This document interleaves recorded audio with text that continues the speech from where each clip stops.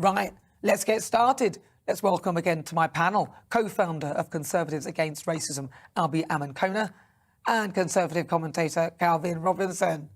First, right, so welcome aboard. Thank you for coming back, Calvin. Glad you returned after yesterday's discussions. Now, I'm going to start with you, Albie. So, the World Cup. First of all, it's held in Qatar. What do you make of that whole thing actually happening there? Is that something that you actually care about, or something that you think is a bit out of order? It feels like the closer we get to the World Cup, the more problems with it being held in Qatar come up.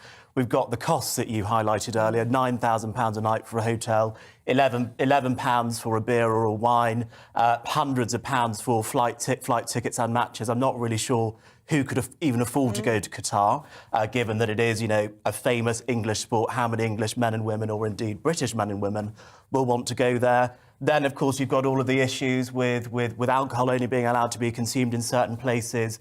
And so I'm not really sure if it's the right place. And that's not even talking about the human rights issues, whether or not that's LGBT rights, employment rights and things like that.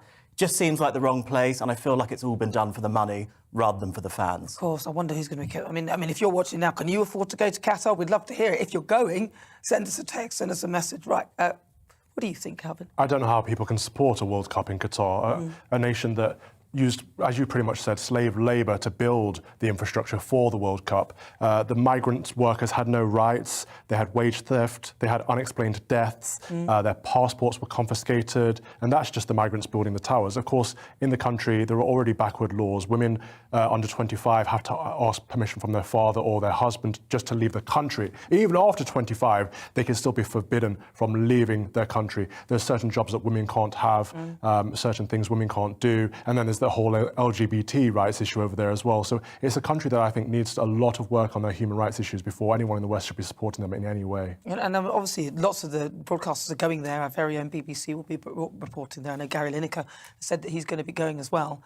And it just seems to me, I mean, do you think that our broadcaster, our state broadcaster, I mean, that's kind of what the BBC is, a public broadcaster, should be filmed for going there, or is there a case of them not? Well, they'll have to be careful because there is no freedom of expression over there. There's no freedom of press. If you say something that the state doesn't like, they can say you're spreading fake news, put you in jail for 3 years, or give you a £100,000 fine. So, funny if that happened to some of our broadcasters from the BBC. I won't name any names.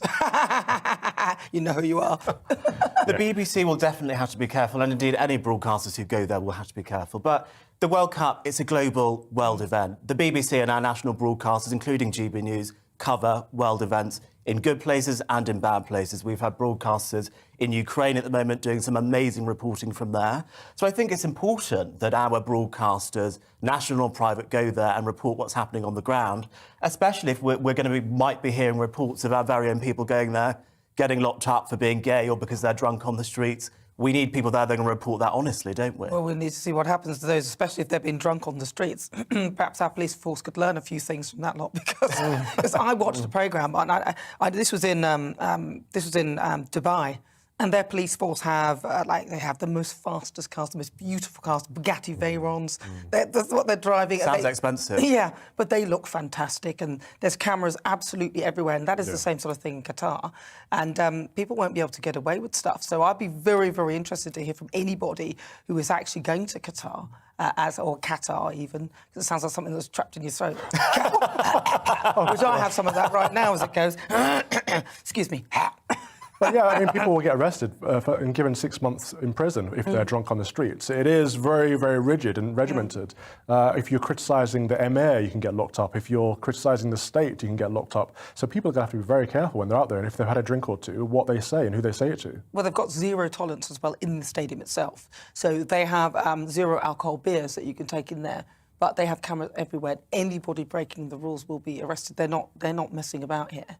But I mean, I guess you could argue in the UK that perhaps our policing of these football events has been too lax. I would absolutely look what happened at the Euros in last year. All of the disruption that happened, people putting fireworks in all sorts of crevices that they're not meant to be, and the police basically doing absolutely nothing about it. So maybe it's going to be a baptism of fire, and the fans that go there will learn their lesson. Didn't people storm the stadium at one point, or they didn't even have tickets and they thought they would just come anyway? Exactly. That won't be happening in Qatar, by the way. If you think you're going to give them a go, they're not going to go with that at all. But I mean, with the prices that people are paying to get out Yes. there and to stay out there, it's only going to be dedicated fans, isn't it? I don't think we're going to have chances. And wealthy rocking up. fans. Yes, indeed. But who can afford that? But it does sort of make our cost of living crisis sort of puts it to shame, doesn't it, when you think about how much everything costs there? Absolutely. You know, Qatar, I think it's one of the most expensive countries to live in the world. And indeed, a lot of the Gulf states are the same. I just think it's a shame that we are hosting the World Cup in this country where they've got an awful human rights record. It's unaffordable for most people. And football is the most popular sport in the world. And it's just unfortunate that the very privileged and very wealthy will be the only people that can enjoy it. Well, let's see how many people fill the actual stadium itself. Sorry, it's finally gone, that. The Qatar.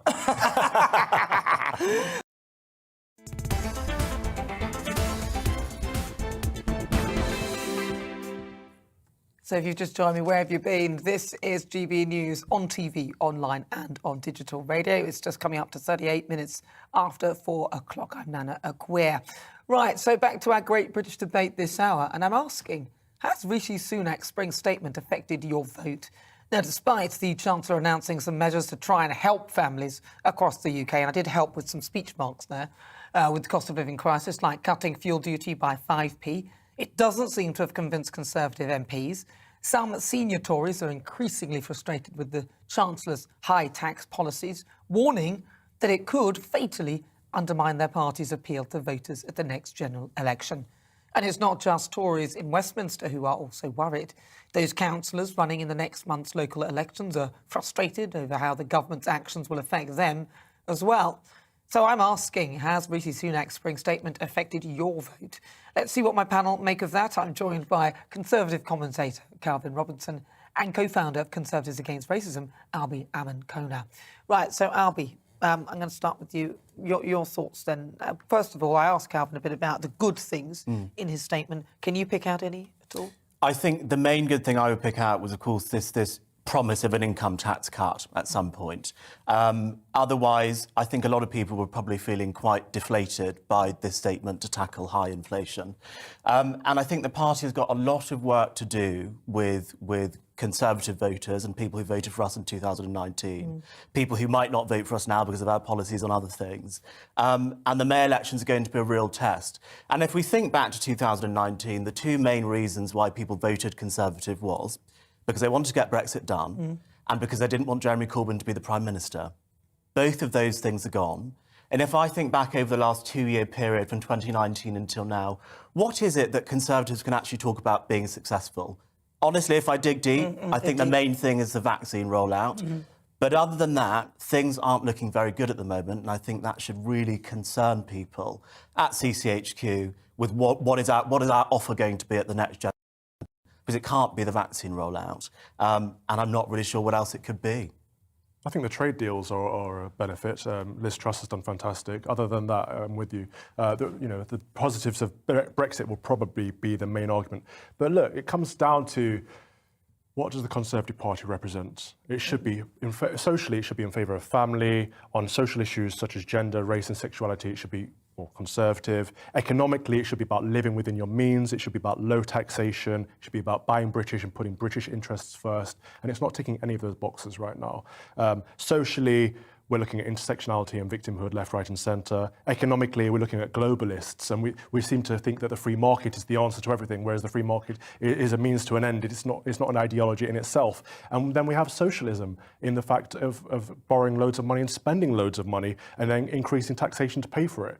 So people like me are stuck. I'm politically homeless. I don't know how. I couldn't vote for Labour for obvious reasons. But right now, I'd struggle to vote for the Conservative Party. And it seems that everything the Conservative Party are doing, and many of the things you'd expect from a Labour government. So constantly, I don't think there's anything wrong with, upping things like universal credit and everything, but even the furlough scheme was sort of a very socialist thing to do, really. I respect that something had to be done. But even the way it was done, so for example, people who are self-employed, who are usually the lifeblood of an economy, 3 million of them were actually just left high and dry. It made absolutely no sense. Yeah. So they were expected to live on some sort of air vapours, and I don't know how Rishi Sunak could have allowed that. I mean, I think that they should be compensated because I thought some of them lost their homes, their businesses, their credit ratings and everything else that would help them move forward in life. So I am also politically homeless. As I look at the Labour Party and I'm struggling. I hear Keir Starmer not able to say whether a woman has a penis or not. I mean, that was an interesting one. Just the basics. It's okay to say that actually women don't have penises. I'm happy to say that. I don't understand why he was at such pains to evade answering questions. And I look at the Liberal Democrats and I don't know where they are. Who are they? Where are they? What's left? Yes, well, they've only got about 10 MPs, so we don't need to waste too much time on the Lib Dems. But on the Conservatives, I think this is an interesting issue, actually, when you speak to people about the Conservative Party, and I guess Britain more broadly, is that we seem to want to have an American-style tax system, lower taxes, pro-business environment that I'm for, but then people want to expect European-style public services, and the two things, they just don't match. And it's really difficult, I think, for politicians at the moment to be talking about living within our means, because that means, you know, either if we want to raise money for public services, we've got to raise taxes, no one likes that. We've got to cut spending, no one likes that. We've got to borrow more, and we're already going to be spending 83 billion on our debt interest this year. So the options are really limited, and it's resulted in this budget where the Chancellor hasn't really done that much, I think, for the cost of living crisis. But ultimately, I think that's because his eye is on the fact that 83 billion is going to servicing our debt. And what do Labour want to do? They want to borrow more to pay for the cost of living crisis. See, I'm annoyed that they can't start looking into where the money is being wasted. So, for example, the NHS. Can they not sort of look at the procurement within the NHS? Can they not start? I mean, the first thing I do is look at my bank account and say, what am I wasting money on? What do I need to stop spending on? How can I tighten things? They're not even looking at tightening the purse strings. All they've talked about is taking money from us to pay for the hole that's been created by ridiculous levels of spending, like £37 billion wasted, which they can't track or trace, and it wasn't just on track or trace, from the pandemic with this loan scheme and all the money that they dished out. Dishy-rishy, a dish best served cold. Right, but as ever, this show is nothing without you and your views. So let's welcome our great British voice. Calvin wasn't amused. This is your opportunity to be on the show. Tell us what you really think about the topics we're discussing. And Chris Davis is there in London. Chris, it's your turn. Let's see. Let's go over to London. This is almost like the Eurovision Song Contest, but they go somewhere. Chris, so tell me a bit about what do you think then? Hi. What's your view? Nana, it's hard to deviate really from the fact that the Conservatives seem to be the least worst option, which is never a good reason to vote for anybody. They are neither Conservative nor Unionist, ask Northern Ireland. Calvin's quite right, they're neither socially nor fiscally Conservative. We have a so-called low-tax Chancellor who's imposing tax rises throughout the parliamentary term that are the highest for over 70 years. We have inflation, depending on which metric you use, at 6.2 or 8.2%, which in reality is nearer 12, ask Liam Halligan. And the retail price index figure actually affects mobile phone charges and broadband charges and is actually more relevant. Growth and wage growth are way below the level of inflation and will be next year, so we have stagflation. The increase in national insurance and the freezing of personal allowances is going to hurt everybody. Council tax is now averaging £2,000 per household. The triple lock has been broken for pensioners on fixed incomes. The energy price cap's gone up £700 already, and it will go up another £800 in October unless wholesale energy prices dramatically change. In short, the Chancellor needs to remove VAT on domestic fuel, a key Brexit commitment. He needs to scrap the renewables levy. It raises £9 billion, which is effectively state aid to the renewables sector. And he needs to consult his Laffer curve. Because if he does that, then taxation would come down, it would stimulate economic growth, and it would help to start and clear the deficit. Finally, the only reason to vote for the Tories is if somebody says what a woman is. Adult human female does not have a penis. It really is not hard. If they don't do that, they're going to lose 1,000 seats in these local elections, which are effectively half-time in the 5-year term. Yes, the Fixed-Term Parliament Act has gone, but broadly speaking, this is D- territory. If they don't do better, they are out at the next election. Even if they win the most seats, there'll be a coalition of the left to keep them out. Thank you very much, Chris. Very succinct. And I'm afraid I have to say that I'm consulting my Laffer curve, and I think you're absolutely right. Thank you so much for that. Yes, that's Chris Davies. He's our GB voice, Great British Voice. You can also be a voice, you know. All you have to do is just email us, tell us your thoughts, get in touch with the show. gbviews@gbnews.uk. Yeah, he's made a point, hasn't he? He's made quite a few very good points. He's a good egg, Chris. People want representatives that do not lie to them. And if a person cannot stand there and say the biological truth that a woman is an adult female human, then they're not going to get votes. Because people know the truth. People know basic biology, and they don't want to be lied to. Yes, indeed. I think there's this whole question of female biology which is being put to a lot of MPs at the moment, and we're seeing, headlines being made when a Labour MP says a woman is an adult human female. I think it was Wes Streeting that said that. And I think it just goes to show that I think on all fronts of politics at the moment, whether or not it's economic or social, we're in a really sticky place at the moment. And I think all parties, all sides of arguments need to work much harder to find the solutions to problems that go on in everyday people's lives. Yeah. Well, I mean, as you see, I look at it all and I just think some of the most obvious basic things our politicians are failing us on, but it's all of them, isn't it? So where do we go? Who do we vote for? But it has young. Let's see what my panel will make of that. I'm joined by Conservative commentator Calvin Robinson and co-founder of Conservatives Against Racism, Albie Amankona. Do you remember Windy Miller? I don't know who Windy Miller is. Blank faces. He's a cartoon character that lived in a windmill. Yeah, I think sometimes he would be on the sails and the sails would move. But anyway, I digress. So what's your view, Calvin, on wind farms? I think they're ugly. I think they're dangerous to wildlife. We've got such beautiful greenery in this country, such beautiful countryside. To ruin it with these great big metal propellers everywhere that are completely inefficient anyway, it doesn't make much sense to me. I think they operate for a week of the year, and that's when they get 90% of their energy. Well, in fact, it's less than that. It's like 17 hours a year is when they get 90% of their energy. So, really? So they're completely pointless. I do think we need to increase our energy production in-house in this country, but are these really the way to go? Well, what about offshore? So it's not in the garden or wherever? Sure, I mean, if it's offshore, then there's no noise pollution, there's no site pollution, and it's less of a threat to wildlife. So if it's offshore, fine, but would I want to live next to one of these? Absolutely not. Because Boris Johnson's pushing for a lot of offshore ones. Yeah. I think that's probably a better idea than next door. But they cost a bomb as well. The trade-off just isn't there. I don't understand why we're going down this route. What do you think, Albie? I would live next to a wind turbine. I've not personally got a problem with them. I've always thought they looked quite beautiful, actually. I remember being quite taken by them. Come on, Albie. Honestly, I did. I remember being quite taken by them the first time I saw one when I went on my German exchange when I was 11, because they had lots of them before we did. Look, I think when we're thinking about energy, we've got to be thinking about a mixed energy policy that includes nuclear, that includes natural gas, that also includes renewables. We've got to have an honest conversation about that. People are unhappy when we build power stations anywhere. If it was a nuclear power station, people would complain. If it was a wind turbine, people would complain. If it was a gas-fired power station, people would complain. We all need power. As Energy said, it's fundamental to everything in our lives at the moment. What about next door to a nuclear power station? How do you feel about Yes, I would live next door to a nuclear power station. I'm a YIMBY, Nana. Yes, in my backyard. All right, let's build it in Albie's backyard then. What about you, Calvin? Would you live next door to a nuclear? No, I think a nuclear power station should be far away from residential areas. It doesn't need to be close to where people are living. There's plenty of room up in the north that isn't being occupied. In the north?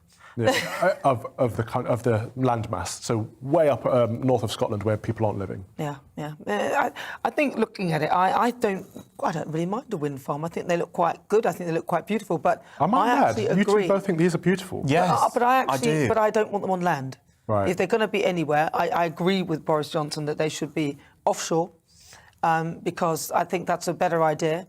And they're fully exposed to the elements there, and whilst they'll probably be at risk of catching seagulls and potentially they'll damage the ecosystem, we have to have something. And but no, they don't work. When it's windy, they turn them off. I've never understood that, because they don't want them to go too fast. They don't work. I think it's when it's too windy they turn them off so they don't get damaged. I think what was one of the most interesting things for me in this story in the Telegraph, where they speak about how Boris Johnson wants to build this colossal wind farm out in the Irish Sea and also more on land. Yeah. Is that apparently it takes about 24 hours to put one of these turbines up, but the planning can take up to 10 years. And when Boris Johnson got elected, when this Conservative government got elected, they said they were going to cut red tape. Yeah. And so it seems to me that some serious planning red tape needs to be cut so we can meet this target, not just for wind energy or indeed energy independence, by the way, but also for housing. But wasn't he saying that we can do that? We did the vaccine rollouts and we, got the vaccine done in a year. Surely we can do this quickly. I think that's what he was saying. So I think he's on the side of expediency and getting it done quickly. But I think, once again, we do need to have a real think about how much they will, add to the whole strategy, the overall picture. Because as I spoke to Angela, she said that they can't really store much energy at all. It's very difficult to store electricity. So, it sort of begs the question, how efficient, how effective will they be? I don't like to see our countryside ruined like that. So do you guys think the solar powers are beautiful too? No, I don't like that. But I think people could potentially have I don't see why you can't have solar panels on your house and things like that. But we saw a minute ago, like the green countryside with all these metal and glass panels everywhere. It ruins it, doesn't it? Well, that's not necessary. I think we could do that differently. Also, I think as well, people would have said the same thing about pylons when they were first going up. Pylons are ugly, disgusting. but we need pylons for power, right? I don't think anyone's ever going to be happy with huge pieces of metal infrastructure going up, but they do want electricity and affordable electricity. So let's get fracking, Albie. Yes, I agree. We should get fracking. No, but then I've always been a forget the supporter water of it. table. We need a mixed energy policy, Calvin, which is what I said before. Yeah. It includes fracking, it includes renewables, and it includes nuclear. But don't forget, fracking isn't. I mean, it does sound like a wonderful idea, but there are elements to it that are quite detrimental to the environment. Well, there are to all of these. So, for example, Exactly. but this is a big one. So, for example, the water that's pushed down the whole shaft for the energy to be released, that becomes contaminated and can contaminate the water table. So we have to look at that. That's a huge thing. I'm just going to have a chat with our GB voice, though, because as ever, the show's nothing without you and your views. Let's welcome one of our great British voices. This is your opportunity to be on the show to tell us what you think about the topics we're discussing. Rhodri Williams is from Wales and is campaigning against a possible wind farm being built by his home. So, Rhodri, well, talk to me about this, and why don't you want that wind farm next door? Yes, I'm not a NIMBY. Before anybody says that, we've got 198 wind turbines in this area in South Wales. So for anyone to say, "Oh, he's a NIMBY," is ridiculous. We've got more than enough in this area, but we're totally against this development because of the size of the turbines. These turbines are going to be from 205 to 250 meters high. That's over 800 feet high. That's the equivalent to the size of the Shard or the Eiffel Tower, and they're going to be on top of a mountain range as well. So you can imagine the visual impact that's going to have on thousands of people in the surrounding villages. These turbines are designed for offshore. So the fact that they want to put them onshore, which will be one of the tallest onshore wind farms in the UK, if not the world, I think, 250 meters high. It's frankly disgraceful, really. It's a cheek that they think they can get away with this. So we're going to fight this right till the end. Because they're destroying a beautiful area. I mean, I can talk about the reasons why we're against it, but mainly because of the Give me one reason. Give me your main reason. Give me your main reason, apart from the visual impact. What is the main reason why you're against them? The main reasons, it's hard to pick one. I mean, the health impacts that we've read about are potentially huge. The pulsating low-frequency drones that come from these turbines can have a huge effect. They can cause headaches, anxiety, sleep deprivation. We've read of some families actually being forced to sell their homes because of these type of things happening. And where we live, it's kind of it's in a valley, so it's going to act as an echo basin, so it's going to amplify these infrared sounds as well. We've got plenty of them coming from the steelworks in Port Talbot, so we don't need any more negative health impacts in this area that can be. So, Rhodri, so would you support offshore ones though? A yes or no? Yes, but I mean, I'm a bit of a hypocrite for saying that, but certainly they should be offshore, out of the way of people. There are question marks about. I mean, we've learned a lot about turbines since we've told about the development, and they're not green, they're not clean, and there's alternative. We're not against green energy. We're not against renewable energy. We're surrounded by water here. They need to look at the tidal lagoon in Swansea. So yeah, there's lots of alternatives. So. Wonderful. Well, listen, Rhodri, you've been very eloquent. It's good to talk to you. That's Rhodri Williams. He's there in Wales. He's one of our GB voices, and also he's a campaigner for Stop. I'm not going to say Ebrin. Have I got that right? Wind farm group. I wish I'd stopped myself there. I could have just left that. Let's see what my panel think of that. So that was Rhodri. He was kind of saying what you're saying, Calvin. They're pretty ugly. They're an eyesore, and actually they're potentially damaging to health. I don't know if any of that is proven. It's just is what he's just said. I've never heard of that. But it comes down to efficiency, doesn't it? And I do agree with Albie, we need a mixed economy approach. But let's look at the factors that work best. And I think nuclear and fracking would yield much better results than renewables. Renewables is all about looking good. It's all about this net zero green climate change nonsense that most people don't buy into anyway. So I think let's drop the things if they don't work, and let's go with the best approach. Final word for you briefly, Albie. Yes, I think we should be going with the best approach, but that approach does include renewables, and we need a mixed energy economy in this country, and the share of fossil fuels should come down. Renewables and nuclear should go up. Lovely, lovely. Thank you for that. Well, today I've also been asking you at home, would you live next door to a wind farm? And let's see what you've been saying. Stig says, well, no, obviously. They only cite them where it's windy. Why would choose to live where it's windy most of the time, unless you have your own wind turbine in the garden? Teresa says, have them here in Scotland, where we were told they would be out of sight. They have destroyed any landscapes that encourages tourism, and we have not seen any reduction in energy prices. That is the point, isn't it? Only people gaining again is shareholders. She makes a very good point. The energy prices appear to still be staying high, but I think they're expensive as well. David says, well, probably not. Well, probably not, as I live in the city. But if I didn't, why not? I'd prefer to live next to some windmills than an ugly coal power station, or worse, worried sick it might melt down one day. Well, it could fall down, actually, by the way, just so you know, David. And Stephen says to all those who think wind farms are OK, go live near one. They are a blot on the landscape. I stayed in a hotel a few miles from a wind farm in Cornwall. The droning was awful. That's interesting, isn't it? Yeah, and do you know what? I hear the government have been taking that levy for green energy for many, many years. So by now, they should have loads of money and should be able to afford to build them. But it's now time for Supplement Sunday. That's the part of the show where we discuss some of the other stories making the headlines today. And I want to start with this one in The Sun. Right, so it's compiled a list of things that make you a certified commoner. So let's see if any of these apply to my panel as well. And of course, please play along at home. Right, so the first one. Do you have a simple doorbell, or do you fancy or a chiming sound? Just a simple doorbell that goes ring. A simple doorbell that goes ring. What about you, Albie? I don't know what the fancy chiming sound sounds like, but I think it's just an ordinary doorbell. It's not a particularly fancy one. Not like a ring or anything. Not like a ring doorbell. Well, I did have some notes here that would tell you, but I can tell you now that if you have a chiming doorbell, then you're a commoner. So you answered that. If you said you've got a chiming doorbell, then that's a pretty common thing. Right, OK, second question. This is going well. Do you call the room your TV is in the living room, or do you call it the sitting room? The sitting room. Living room. So you call it the sitting room, you call it the living room? Right, well, you're a commoner, Albie, you are posh. The sitting room. Right, best of three, let's see. Okay, right. What did you say? Did you say the sitting room? Did you? That makes you posh, actually. OK, 3. Is the water in your toilet blue? No, it's clear. Yeah, same. So you don't have one of those little things that sit on the side to make the water?